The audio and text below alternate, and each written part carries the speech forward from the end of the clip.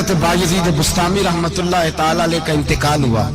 उस जमाने में एक आदमी कफन चोरी किया करता था, कफन चोरी करता था, कपड़ा बड़ा महंगा होता था, तो कफन चोर भी पैदा हो गए थे। और रात को देखते थे कहां कहां किसी को दफन किया, तो सवेरे जाके कफन चोरी करके ले आते। आपका इंतकाल हुआ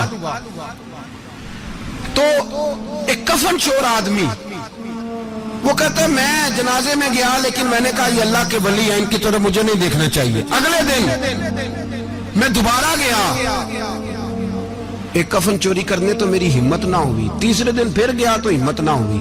कहते हैं चौथे दिन हुआ तो हजरत बायजीद मेरी ख्वाब में आए, कहने लगे चल बस कर, अब ना चोरी करना। मैंने कहा हुजूर क्या क्या हुआ? फरमाने लगे जिसने मेरा जनाजा पढ़ा अल्लाह ने सबकी बख्शिश फरमा। तो अब तू बख्शा हुआ हो कि फिर चोरी करता है, खबरदार। हजरत राबिया बसरिया का विसाल हुआ। बीबी साहिबा का जब इंतकाल हुआ तो कफन चोर आ गया।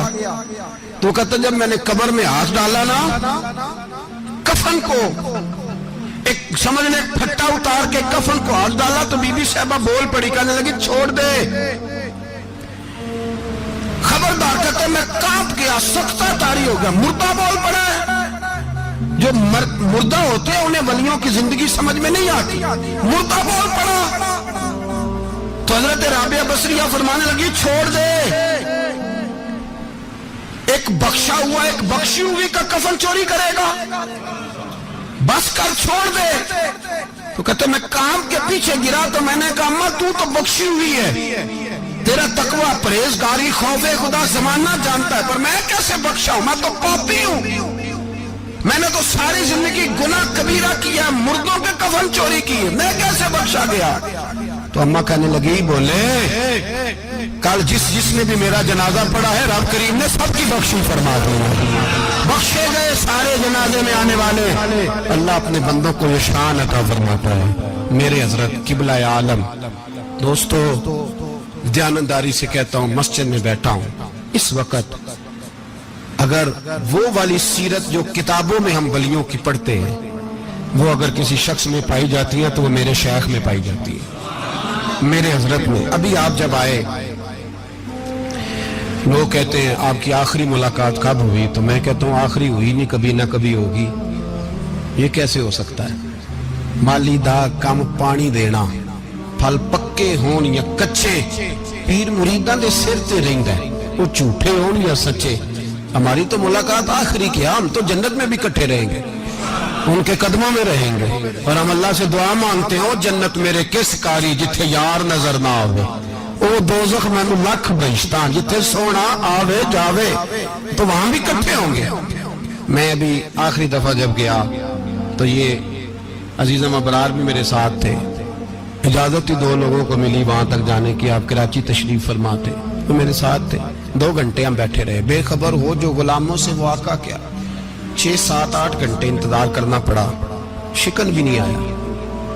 निका जी कहते हैं उसे बिठाओ बिठाओ। तो बंदा किसी जगह का अपने आप को कुत्ता भी कहे, तो कुत्ते तो बेचारे सारी दिहाड़ी बाहर भी नौकरी कर जाते हैं, ये भी नहीं कहते मैंने अंदर आना है, वो तो कभी कहते ही नहीं। उन्होंने कभी कहा है बंदा सग भी कहलाए और फिर वो ड्यूटी भी और तरह की करे, नवाबों जैसी ड्यूटी करना और बात दरवेशी और गुलामी की करना, ये कैसे? 2 बातें तो नहीं होती, बात तो एक होती है। ਜਿਹੜੀਆਂ ਖਸਮਾਂ ਦੀ ਵੇਚਣ ਹਜ਼ਾਬ ਵਸਣ ਭਾਗ ਜਾਗ ਜਾਂਦੇ ਹੋ ना गोलियां ने।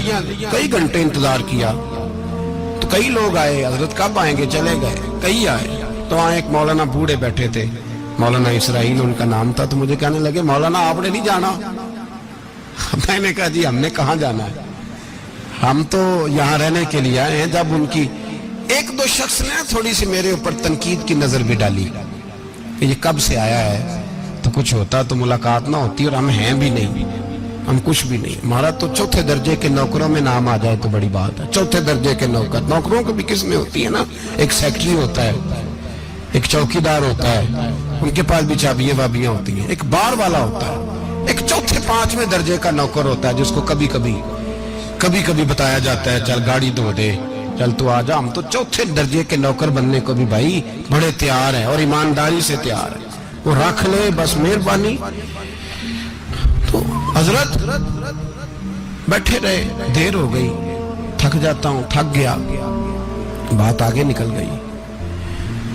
अब बैठे थे तो तन्हाई थी, मजमा हुआ ना जब, मजमा पार महफिल पे हजरत हमें नहीं मिले, बाहर सीधे मजलिस पे कई सालों के बाद मुलाकात हुई। चिर होया मैनू तरले लेंदे, कदी मोड़ मेरे वल वागा, ख्वाब मेरी एक बार जे आवे, मैं सारी उम्र ना जागा। देर हो गई, मैं बड़ा तरसा हुआ बैठा था, कई घंटे बीत गए, बैठे रहे। मर्जी है ना जी, यही रस बोले थे ओदी मेहरबानी। तो देर के बाद जब वहां पहुंचे ना, स्टेज पे सामने हजरत के पास, हजरत स्टेज पे आ गए तो मेरी तबीयत है कि मैं जब अपने शेख के पास बैठता था तो सबसे पीछे बैठने की कोशिश करता था, इसलिए कि बढ़ बढ़ के आगे होना कमाल नहीं, को पकड़ के आगे करे तो फिर भी थोड़ी सी नौकरी कबूल होने की बात समझो। पीछे बैठ गए हम लोग, मैं भी और अबरार भी, हम पीछे बैठ गए। अब वहां उलमा और मशाइख का ढेर लगा हुआ था। हजरत की नजर बज़ाहिर खासी कमजोर है, लेकिन जब बैठे तो मेरे साथ मौजूद थे, आप गवाही ले सकते हैं। हजरत ने फौरन नकीबे महफिल से कहा कि वो पीछे बैठा, उसे तो आगे बुलाओ। तो मैं जब उठा ना तो आप यकीन करें मेरा दिल करता था फाड़ डालूं कपड़े, और मैं यहाँ लोगों को बताऊं कि बेखबर हो जो गुलामों से, वाक़ा क्या है। हम लोग आगे गए और जब मैं स्टेज पे उनके कदमों में बैठा तो मुझे कहने लगे बच्चे को भी बुलाओ जिसको साथ लाए। और जब मैं बैठा, ईमानदारी की बात, मैंने सलाम ली कान में, मैंने कहा हुजूर तबीयत कैसी है? फरमाने लगे तू जब से आया है मुझे तब से पता है तू बैठा है, तू जब से आया है मुझे तब से पता है, अब कल वापस चले जाना और जाके वहां दीन की नौकरी करना, तू जब से आया है मुझे तब से। मुझे फरमाने लगे कि तू जब से आया है ना मुझे तब से पता है, जाओ नौकरी करो।